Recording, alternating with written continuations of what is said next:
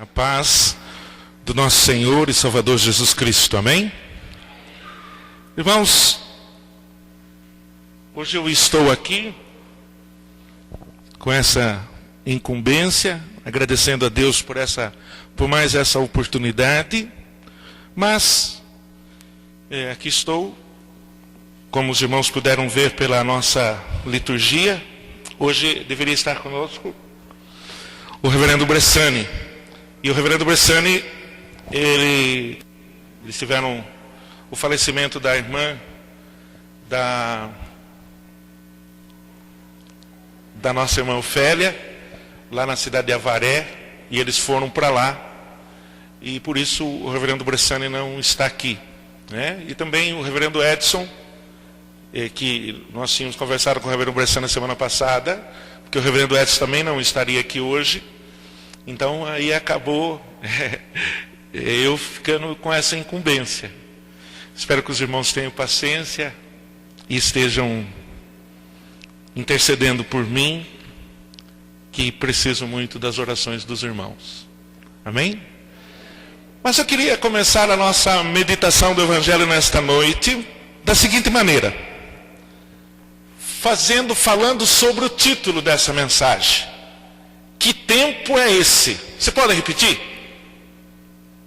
Nossa, dá a impressão que todo mundo já repetiu, né? Você pode repetir, que tempo é esse? Muito bem, nós estamos vivendo. Muita gente pode responder essa palavra, que tempo é esse? Porque é uma pergunta que nós fizemos. Pode responder de inúmeras formas. Alguém pode dizer, olha, o tempo que nós estamos vivendo é o tempo do final do ano. Pode ou não pode? Pode ou não pode? O tempo que nós estamos vivendo é o mês de novembro. Por que não? Podemos também dizer. Eu e a Simonete, por exemplo, podemos dizer. Nós estamos vivendo o tempo do nosso aniversário de casamento. Por que não? Alguém que faz aniversário do mês de novembro pode dizer, olha, nós estamos vivendo o tempo do nosso aniversário. Mas que tempo nós estamos vivendo? Você já parou para pensar sobre isso? Alguém pode dizer, nós estamos vivendo o tempo do ano de 2013. Também pode ser respondido dessa maneira. Pode ou não pode? Claro que pode, né? Afinal de contas, nós estamos vivendo este tempo. Aquele que é mais meditador na palavra do Senhor pode dizer assim, estamos vivendo os últimos tempos. É ou não é? Pode ou não pode? Enfim, que tempo é este? Alguém pode dizer, como eu, por exemplo, a semana passada, conversando com o Luiz, com o nosso irmão Cláudio, acho que o Laércio também, e outros irmãos, Norberto, disse, olha, pensei que tinha visto tudo nesse tempo. Pensei que tinha visto tudo nesta vida. E vi cada coisa que ainda não tinha visto. Que tempo é este? Que tempo estamos vivendo? E eu gostaria de meditar com os irmãos a respeito do tempo.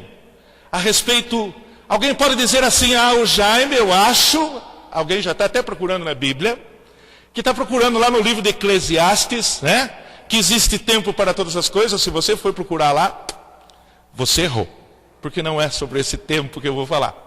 Nós vamos falar de um outro tempo. O tempo de hoje. O tempo. Que tempo é este?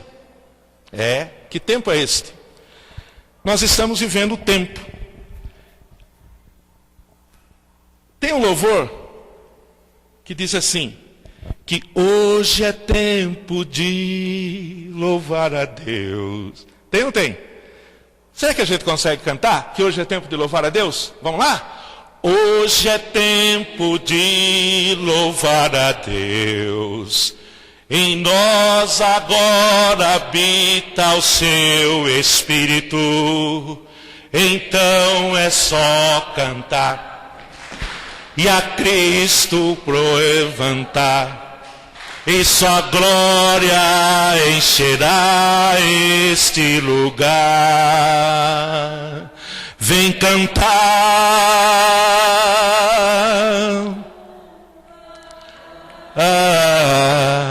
vem louvar,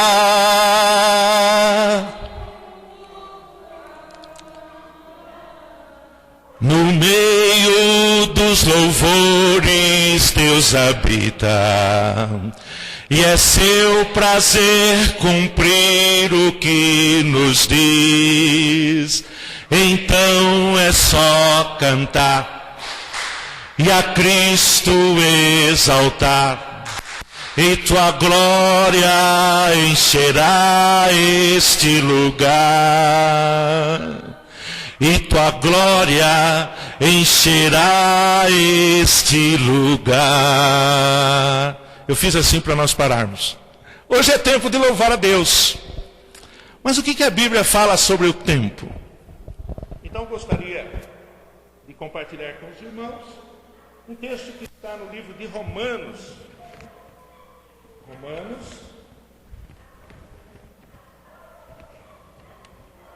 Com tanta coisa que eu tenho aqui, nós vamos até meia-noite. Romanos capítulo 13.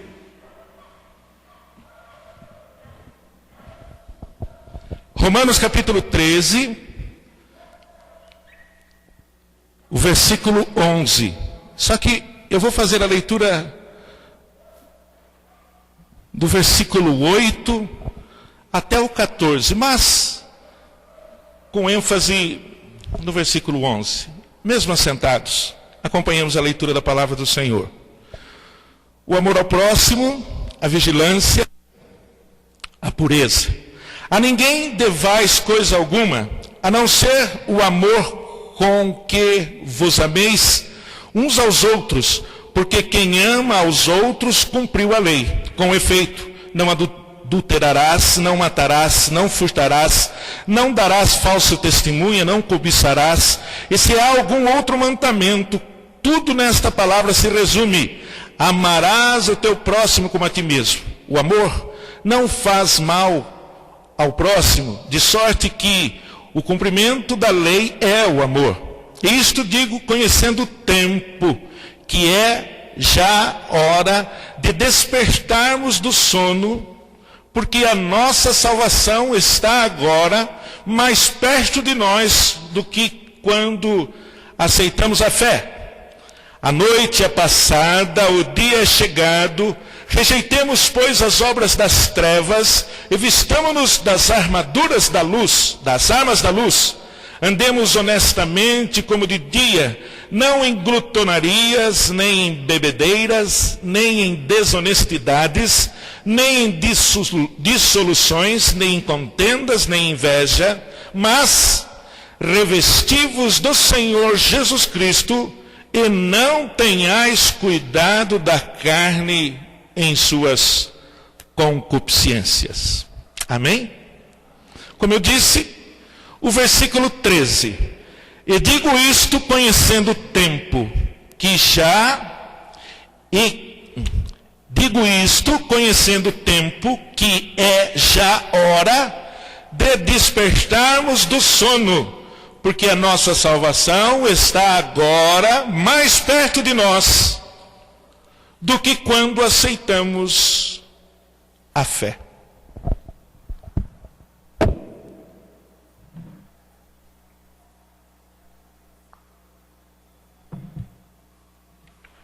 Irmãos, uma outra resposta que nós poderíamos dizer sobre o tempo, nós poderíamos dizer que nós estamos vivendo o tempo da graça. O presbítero Cláudio lá diz. Nós temos, escatologicamente falando, olha só que bom, né? Escatologicamente falando. Eu estive meditando um pouco sobre isso.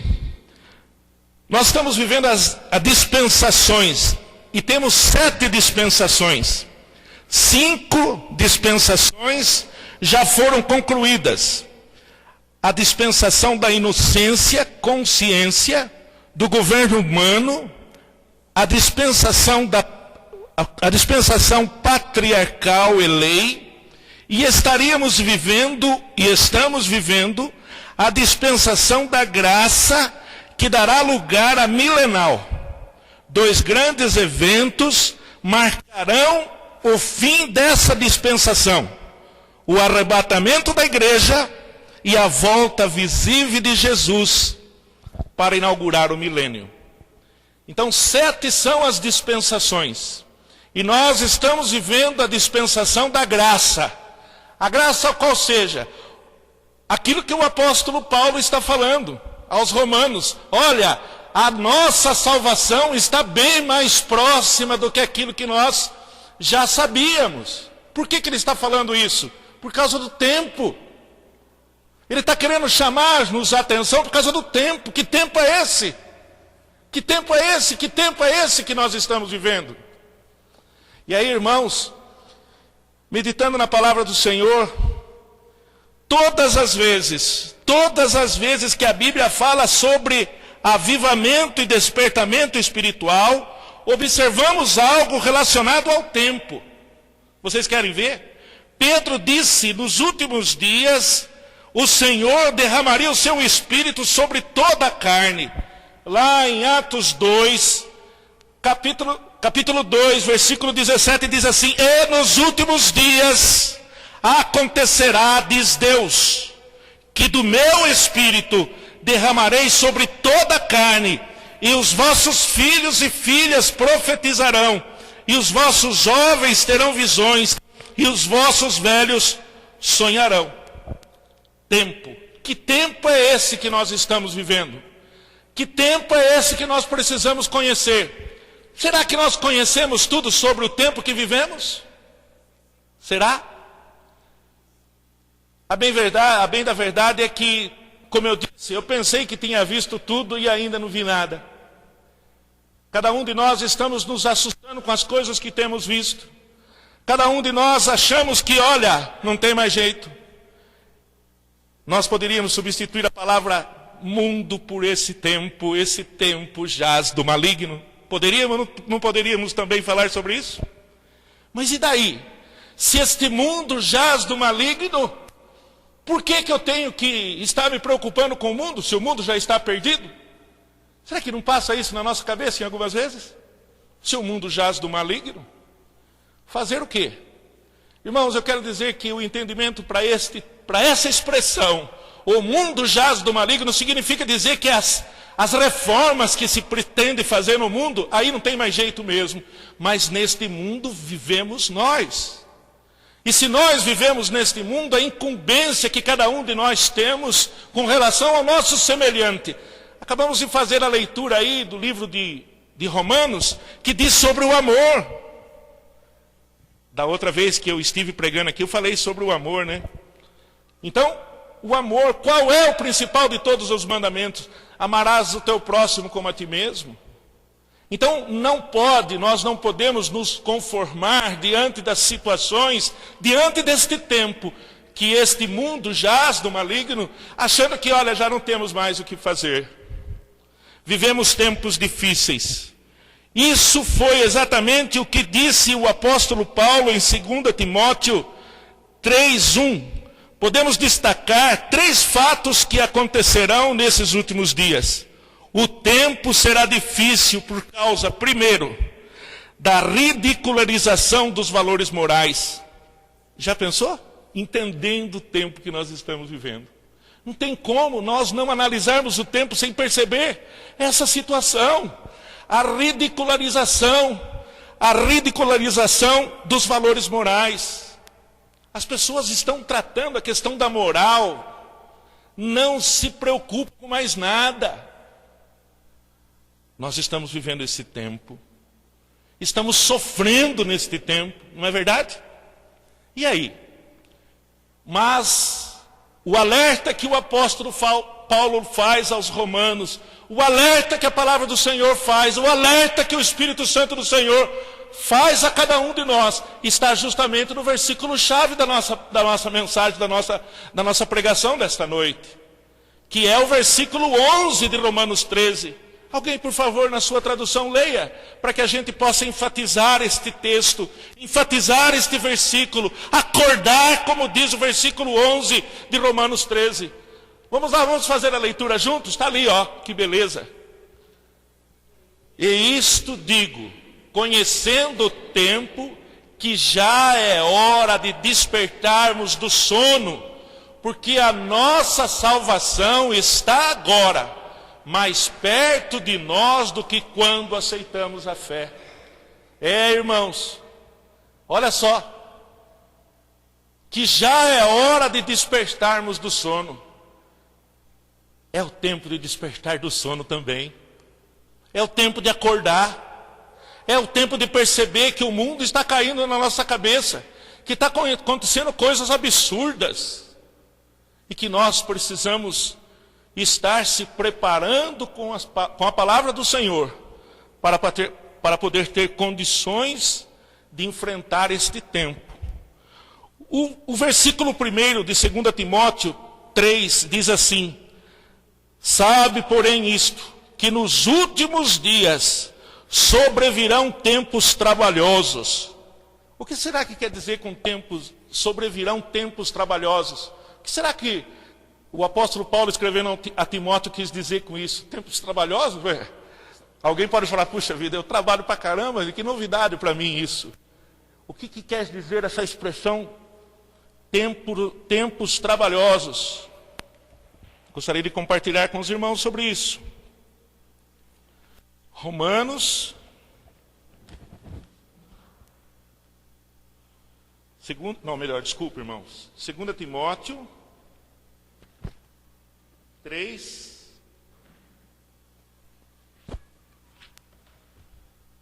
2 Timóteo 3, 1.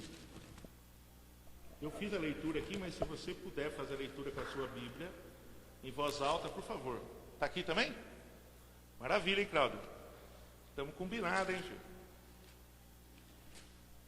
Que bom, hein? Tecnologia, né? Que é isso? Estamos vivendo hoje a tecnologia, o tempo da tecnologia, também podemos dizer isso, né? Glória a Deus. Mas essa expressão, sabe, porém, isto, que nos últimos dias sobrevirão tempos trabalhosos. O que quer dizer essa expressão, tempos trabalhosos?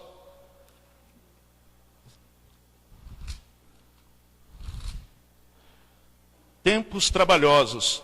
Quer dizer, tempos difíceis, tempos perigosos, tempos dolorosos, tempos feroz, cruel, difícil de lidar.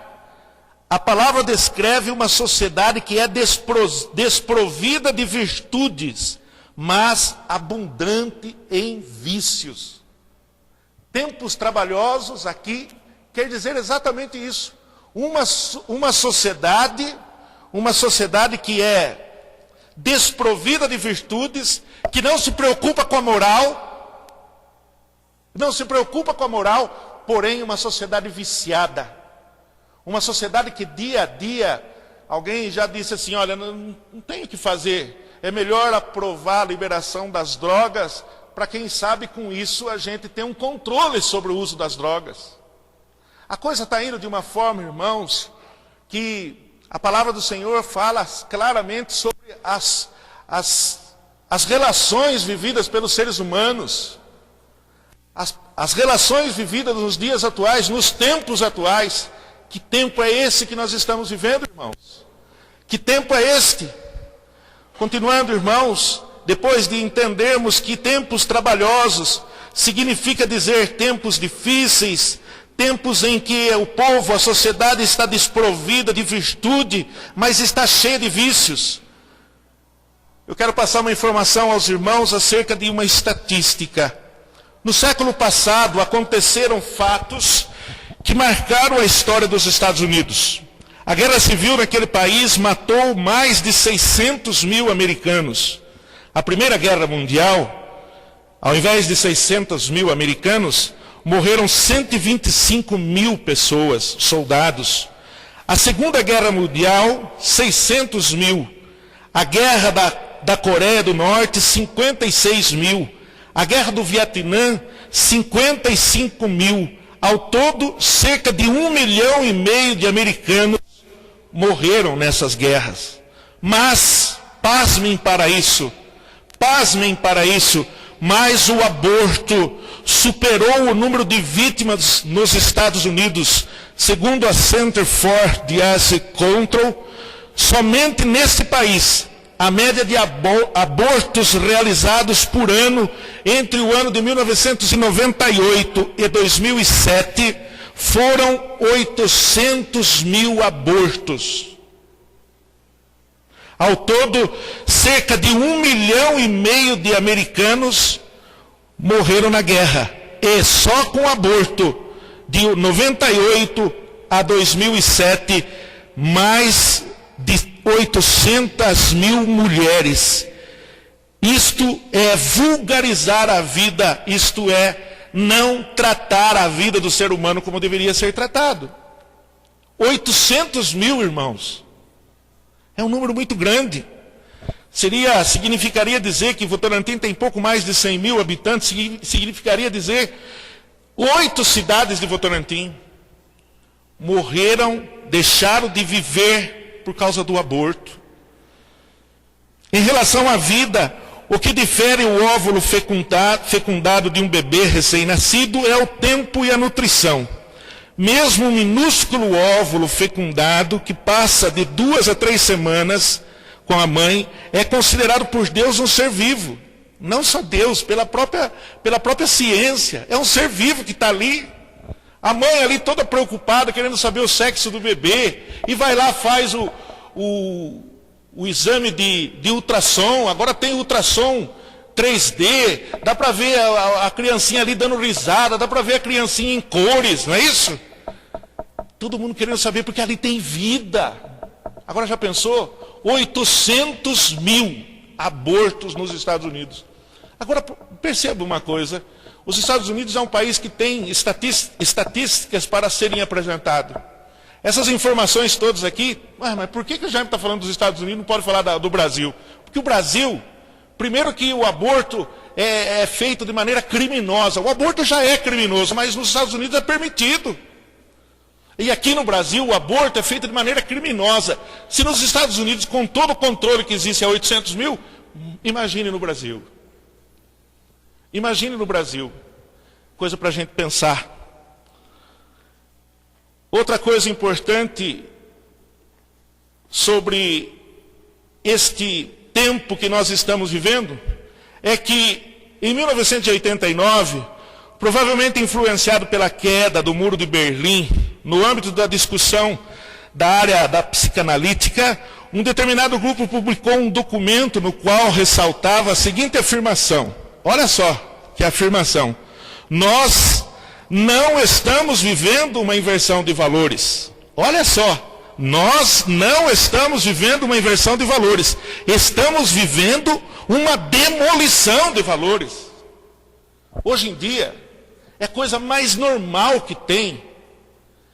É coisa mais normal que tem, de repente você se deparar. Isso não é discriminação, mas nós acabamos sendo tratados como discriminadores. O que eu vou falar aqui? É coisa mais normal que tem um idoso lá nos seus, não que nem eu, porque eu não sou idoso, né? Claro, só tenho 55, vou fazer ainda. Claro que não. Idoso é depois de 65 ainda. Então está longe de chegar lá, né, Isaías? Mas um idoso lá nos seus 80 anos de idade, de repente casa-se com uma jovem de 14. Ou de repente passa a ter um relacionamento com uma jovem de 14 anos. E isso de repente a sociedade está explicando como normal. Nós estamos até achando que, mas isso não tem nada demais. Os valores estão sendo jogados no lixo. Não é do meu tempo, mas com certeza no tempo do Laércio, da dona Ivone deve ser, né? Que o homem lá para poder namorar, ele tinha que tinha que chegar lá na casa e o pai até chegava e dizia para o pai da noiva, né, da namorada, dizia, olha, aqui para você namorar minha filha tem uma carroça aí sem cavalo, se você passar no teste você vai namorar minha filha. E olha, para poder começar a namorar, era muito difícil. Hoje em dia, o pai acaba sendo até o gigolô de plantão, empurrando a filha para tubarões aí, para pessoas de alto poder aquisitivo, para poder viver com uma filha de 14 anos. Valores que a sociedade está perdendo ao longo dos anos. Mas isso está em desuso, isso está fora de moda. Isto é discriminação, não é assim que as pessoas falam? Que tempo é esse? Que tempo é esse que nós estamos vivendo, irmãos? Esse é o tempo sério das nossas vidas. Então, esse grupo, ele disse que estamos vivendo uma demolição de valores. Se o homem não tiver limites que corrijam o seu modo de vida, ele se tornará cada vez mais insaciável. Há 15 anos, a sociedade contestava a homossexualidade. Porém, se hoje alguém falar contra essa conduta pecaminosa, poderá até ser processado. Por quê? É discriminação.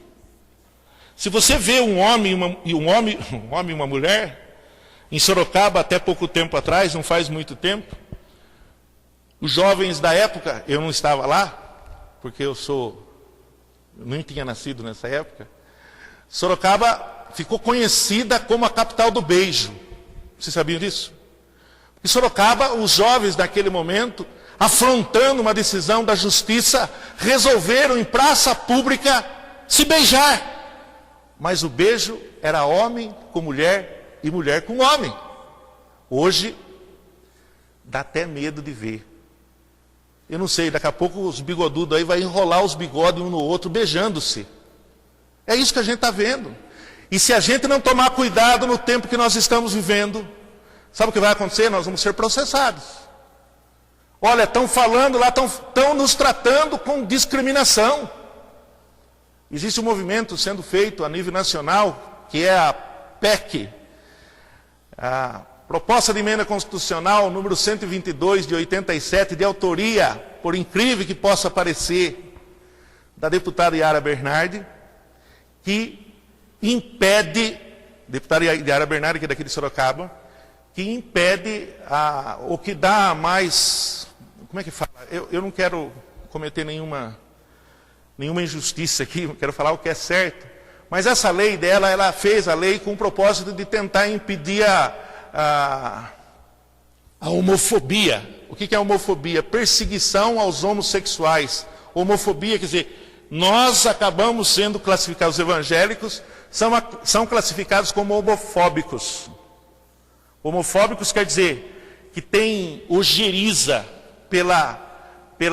que tem nojo, que tem vontade de dar uns tabefe na cara desses sem vergonha. Não pode. Isso é homofobia. E a deputada, aqui em Sorocaba, acabou fazendo esse projeto de emenda à Constituição Federal, projeto de lei 122, que tem sido muito debatido e por enquanto ainda não foi aprovado. Mas só de existir os movimentos aí, e aí o deputado, o pastor Marcos Feliciano, acabou fazendo um projeto de lei lá, propondo a cura gay, e virou um transtorno no Brasil. Por quê? Porque os valores das sociedades não foram destruídos, foram demolidos, foram jogados no lixo.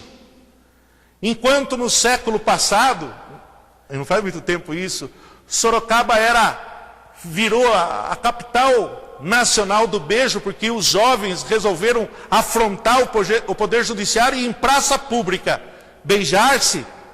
Hoje nós estamos tendo que engolir barbado beijando barbado e mulher beijando mulher.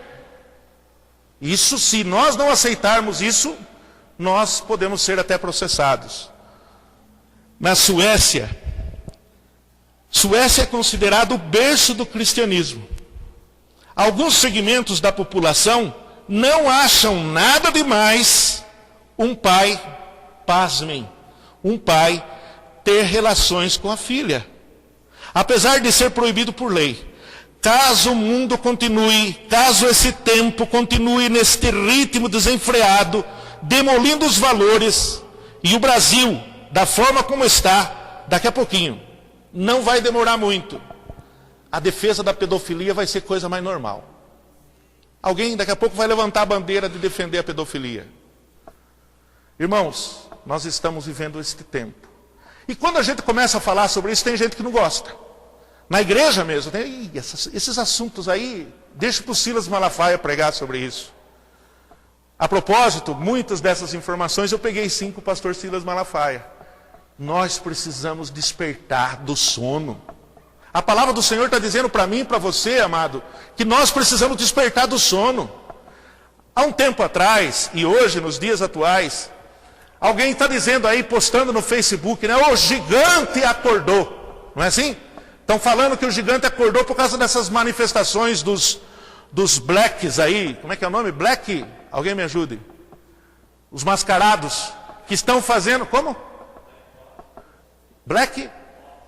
É mais ou menos isso. Os mascarados.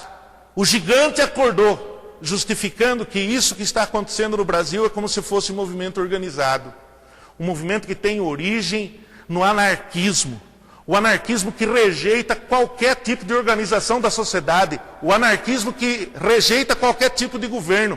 Que não aceita nenhuma religião.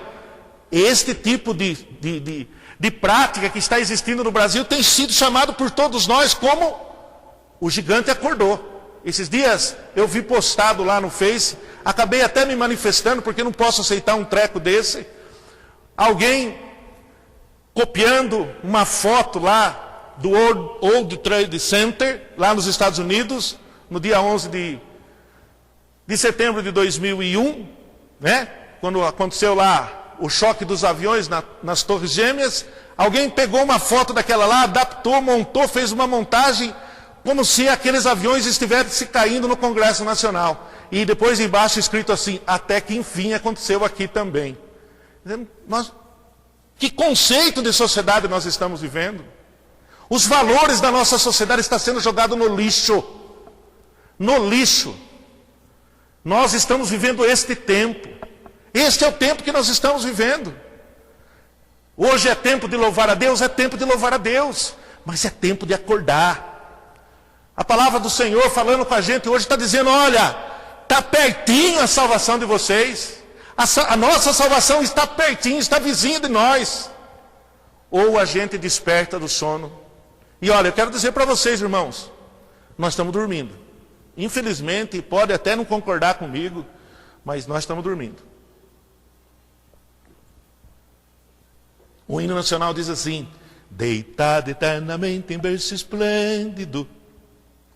Eu acho que o culpado é o hino. Que a gente acaba querendo ficar deitado eternamente em berço esplêndido. Nós precisamos nos levantar como cidadãos. Precisamos acordar como cidadãos celestiais. Precisamos ter ousadia. Precisamos falar aqui, Senhor, eu estou aqui, Pai, usa a minha vida. O Senhor está falando conosco sempre.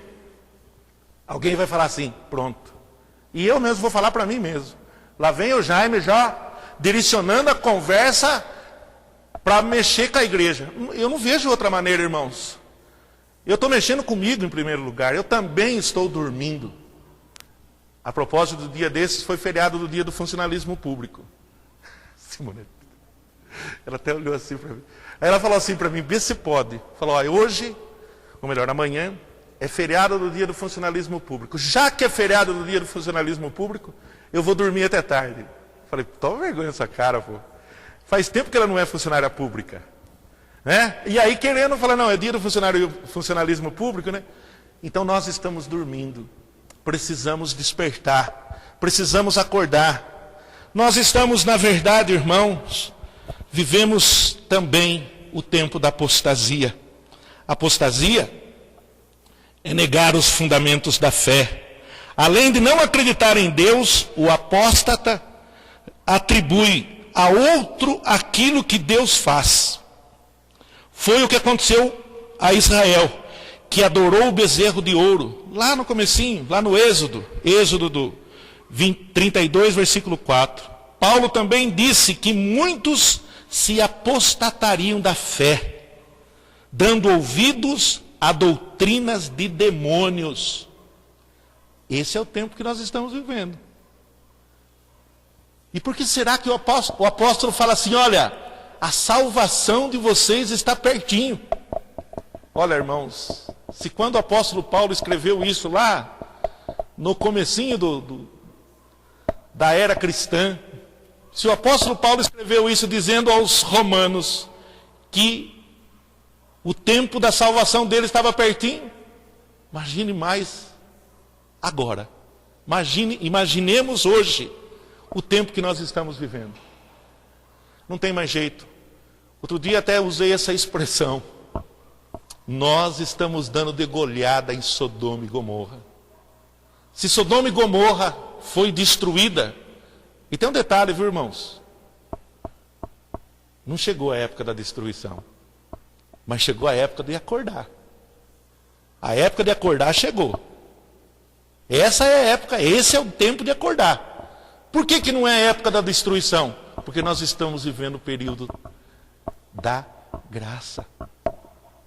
O período da graça significa dizer aquilo que o Isaías está falando lá. Não o Isaías nosso aqui, mas o profeta Isaías está dizendo lá em 55:6, buscai o Senhor enquanto se pode achar, invocai-o enquanto está próximo. Nós estamos vivendo esse período. O período da dispensação da graça. E não é período de destruição, não. Não vai haver nenhuma destruição, exceto a destruição que o próprio homem está proporcionando que a natureza acabe se destruindo. Então nós estamos vivendo o período da apostasia também. Vivemos tempos de frieza espiritual. Muitos cristãos permanecem indiferentes ao que Deus está fazendo. As necessidades do reino, as necessidades dos irmãos e o clamor dos pecadores. A falta de compromisso e superficialidade espiritual. Muitos valorizam algo que não tem valor. Não param de ouvir a palavra, invertem as prioridades e perdem o temor de Deus. É bobagem isso que está sendo falado? Não é. Nós estamos invertendo, nós estamos dando valor para coisas pequenas e deixando de se preocupar com coisas grandes. Este é o tempo que nós estamos vivendo.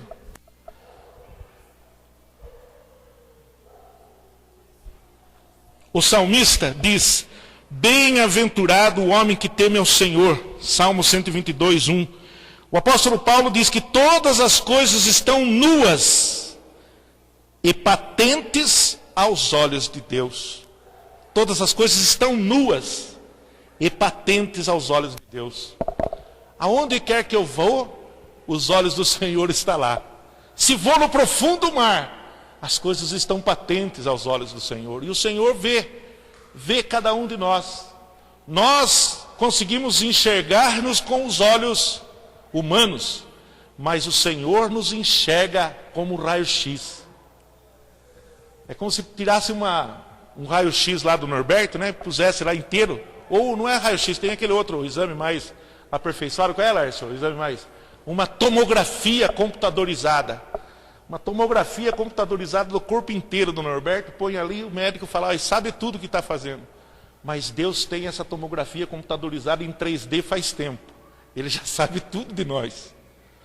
E sabe que nós estamos vivendo o período do sono. A palavra do Senhor nunca foi tão propício para nós, irmãos. Sono. Está na hora de acordar. Eu deveria ter trazido hoje aqui um despertador. Não que tivesse alguém dormindo, não estou falando nada disso. Porque a gente dorme, não é só dorme fechando os olhos, né? Às vezes a gente dorme de os olhos abertos, né? Convenhamos, né? Puxa vida, vocês viram o que eu falei? Dorme de zóio aberto. Nós dormimos de olhos abertos. Melhor falar certo, né? Então, irmãos, nós estamos vivendo este período da frieza espiritual. A Associação Billy Graham, uma estatística, fez uma pesquisa com cristãos do mundo ocidental em relação às ofertas. A propósito, hoje o jornal Bom Dia, se vocês tiverem curiosidade, eu até ia trazer essas informações, mas acabei não trazendo. O jornal Bom Dia trouxe hoje umas informações a respeito dos dízimos e ofertas pagos, eles colocaram dessa maneira, pagos pelos cristãos.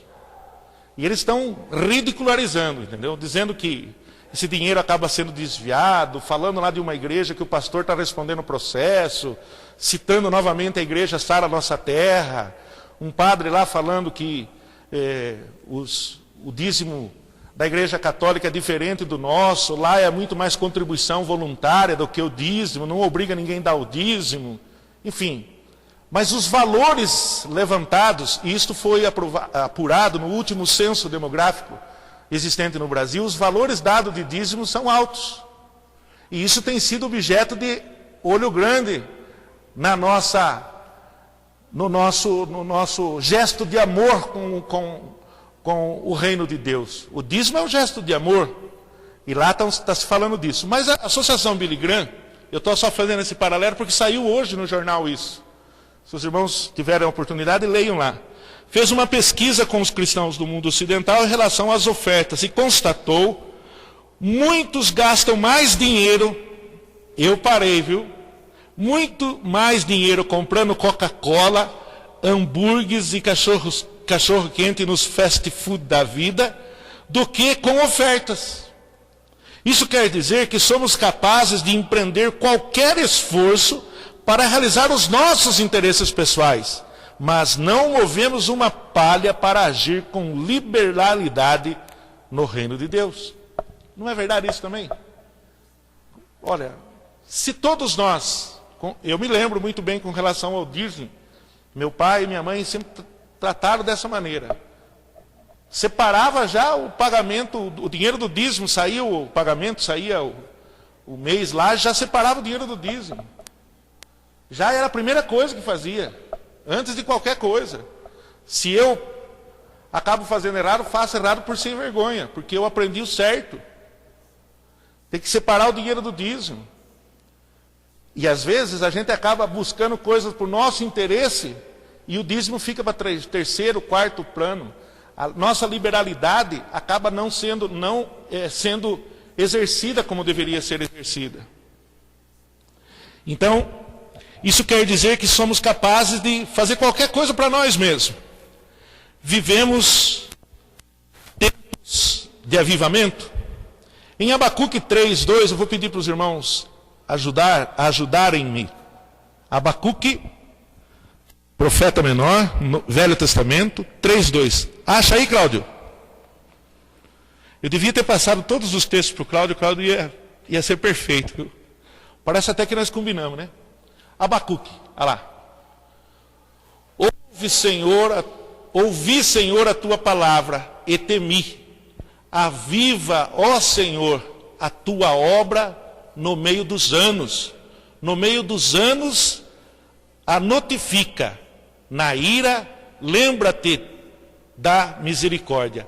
Aviva, ó Senhor, a tua palavra no meio dos anos. No tempo de hoje, a palavra do Senhor precisa ser avivada em cada um de nós. Nós precisamos nos avivar com a palavra do Senhor. Nós precisamos nos entusiasmar com a palavra do Senhor. Nós precisamos nos aquecer com a palavra do Senhor. Nós precisamos vibrar com a palavra do Senhor. Nós precisamos entender que a palavra do Senhor está falando com cada um de nós. Hoje a palavra foi perfeita para quem não veio na igreja. Não veio na igreja? Não veio. A palavra não foi para ele, foi para nós que estamos aqui. Aviva a tua palavra no meio dos anos. No meio dos anos a notifica. A palavra do Senhor precisa ser avivada em nós, irmãos. Nós precisamos compreender a palavra do Senhor. O profeta clamou ao Senhor pedindo avivamento no meio dos anos, a fim de nos desvalecermos, para que não nos desvalecemos na caminhada. Precisamos de avivamento para ter uma nova visão missionária. Levantemos os olhos para ver. O que significa ter uma visão missionária? É entender a igreja a partir da porta para fora. A visão missionária significa compreender o tempo que estamos vivendo. A visão missionária significa compreender o que devemos fazer neste tempo. E aí eu quero pedir para o Cláudio, Evangelho de João 4:35, que vai falar sobre os campos. João 4:35. Eu já estou concluindo, viu, irmãos? Senão vai virar tempo de dormir mesmo, né? Brincadeira. Não pode brincar aqui, né, Samuel? Aqui é sério, né? Pode falar, mas, né? João 4:35. Não dizeis vós que ainda há 4 meses até que venha a ceifa? Eis que vos digo, levantai os vossos olhos e vede as terras que já estão brancas para a ceifa. O que isso significa, irmãos? O que isso significa para cada um de nós? O semeador saiu a semear. Quem foi o semeador? Nós? Nós semeamos? Não. Mas os campos estão preparados. Qual é a preparação desses campos? As vidas que estão do lado de fora. O nosso projeto missionário, a nossa missão, o ide por todo mundo pregar o evangelho a toda criatura. Os campos já estão brancos para a ceifa. Significa dizer, e olha só, mais uma vez, enquanto o apóstolo Paulo está dizendo que é para nós o quê? Alguém lembra o que o apóstolo Paulo falou aos Romanos que é para nós? O que é para nós fazer com relação a esse tempo? O que é para nós fazer? Já é hora de... É hora de acordar. O apóstolo Paulo está dizendo, ó, já é hora de acordar. Aí lá, no Evangelho de João, está falando o quê? Eis que vos digo, levantai os vossos olhos para ver. Será que nós não estamos vendo? Que tempo é esse, irmão? Que tempo é esse que eu e você estamos vivendo? Que tempo é esse que a nossa igreja está vivendo? Que tempo é esse? Você vai sair daqui pensando nisso, irmão. Eu espero, porque eu estou pensando nisso faz tempo. Que tempo é esse que nós estamos vivendo? É o tempo de ficar com os nossos olhos abaixados? Ou o tempo de levantar os nossos olhos e ver a terra, ver que a terra está já estão brancas para a ceifa, ceifa quer dizer, prontos para a colheita. Não é isso a tradução? Prontos para a colheita. Colheita do quê? De almas. Colheitas de quê? De pecadores. Pecadores como nós que ainda não tiveram acesso à palavra do Senhor, que até agora não tiveram alguém para dizer, irmão, acorda, porque eu também acordei.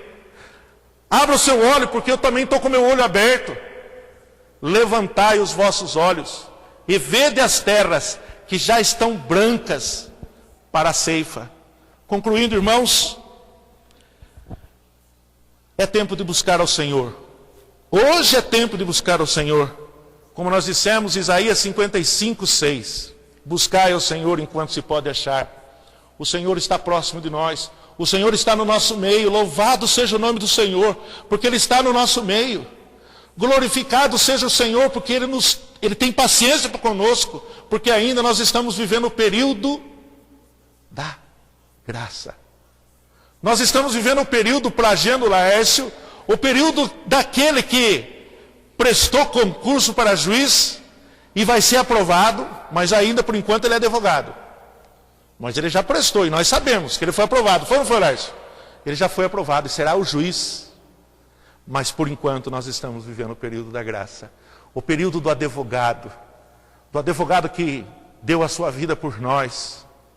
Concluindo, irmãos, não façamos parte dos cristãos apóstata, espiritualmente frios. Vivamos o tempo de avivamento, de busca de Deus, sabendo que, quanto ao avivamento, o Espírito atua em 3 áreas. Primeiro, a salvação em grande escala. Atos 2:41. A salvação em grande escala. Preste atenção, irmãos.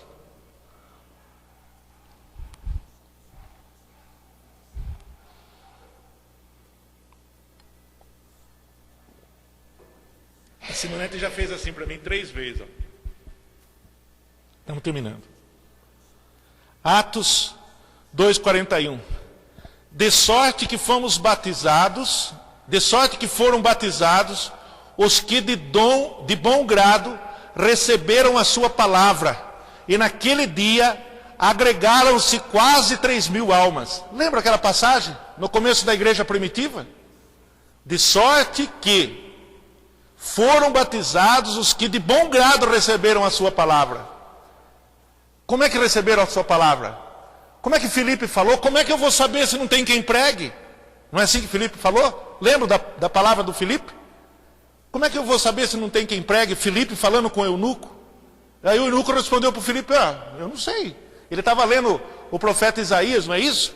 E aí Filipe perguntou, você entende o que você está lendo? Ele falou, como é que eu vou saber se ninguém me explica? Lá fora tem um monte de gente assim, que nem os eunucos. Tem um monte de gente falando coisas que não devem nem falar. E nós estamos aceitando, passivamente. Nós até falamos, eu até falo, olha, os irmãos da Testemunha de Jeová podem falar o que quiser, mas eles estão aí, acreditando. Os católicos estão aí fazendo essas carreatas para si, daí para baixo, para cima, enchendo a cidade de carro, mas eles acreditam naquilo. E nós vamos fazer o quê? Vamos ficar vendo a banda passar e não vai fazer nada? Chegou o tempo de acordar. Essa é a palavra. Essa é a palavra para todos nós. Segundo, a manifestação dos dons espirituais. 1 Coríntios 12, de 7 a 11.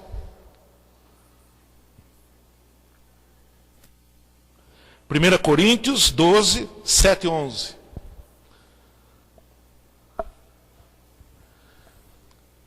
Se, porém, se apartar, que fique sem casar, ou que se reconcilie com o marido, e que o marido não deixe a mulher. Não, é primeiro mesmo? Não é esse não. É 1 Coríntios 12. 12. Do 7 ao 11. Achei estranho, porque na história é essa. 1 Coríntios 12, Cláudio.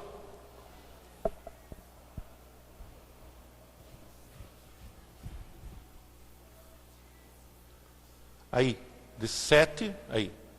Mas a manifestação do Espírito é dada a cada um para o que for útil. Então, a manifestação do Espírito, ela está disponível para todos nós, mas ela é dada para cada um para aquilo que for útil. O 8. Porque a um pelo Espírito é dada a palavra da sabedoria, a outro pelo mesmo Espírito a palavra da ciência. O 9. A outro pelo mesmo Espírito a fé, e a outro pelo mesmo Espírito os dons de curar, e a outro a operação de maravilhas, e a outro a profecias, e a outro dom de discernir os espíritos, e a outra variedade de línguas, e a outra a interpretação de línguas. Até o 11, né? Mas um só é o mesmo Espírito, opera todas essas coisas, repartindo particularmente a cada um como quer. Alguém às vezes fica preocupado, puxa vida, mas o que será que eu posso fazer? Você viu quanta coisa dá para você fazer aí? Mas eu não consigo fazer nisso. Mas dá para fazer dessa maneira. Eu não tenho jeito de fazer isso. Mas eu tenho condição de fazer assim. O Espírito Santo opera segundo, como é que nós lemos? Segundo aquilo que é para cada um. E o Espírito Santo aperfeiçoa os dons, para que cada um, mas um só Espírito é o mesmo Espírito, opera todas essas coisas, repartindo particularmente a cada um como quer. E por último, irmãos, o batismo do Espírito Santo. Lucas 24, 49. Lucas 24, 49. Meu Deus.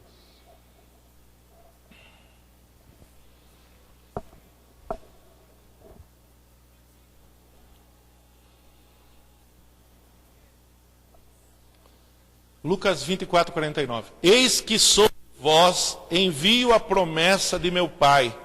Ficai, porém, na cidade de Jerusalém, até que do alto sejais revestidos de poder. Uma das coisas que nós precisamos na nossa caminhada é nos revestir com o poder do alto. Quem já ouviu, eu às vezes escuto orações assim de irmãos, Senhor, me reveste com o poder do alto.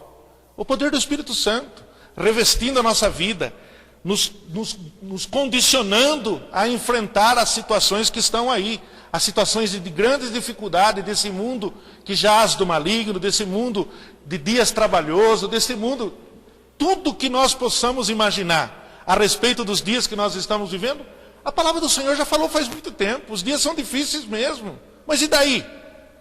Os dias são difíceis, mas e daí? É para nós, não é para outro não. Se não fosse para nós, o Senhor tinha mandado os anjos. Mas deu a cada um de nós essa condição. Por último, ainda para que nós recebamos o batismo do Espírito Santo, 1 Coríntios 12, 13. E agora sim, finalmente encerrando essa meditação da palavra do Senhor. 1 Coríntios 12, 13.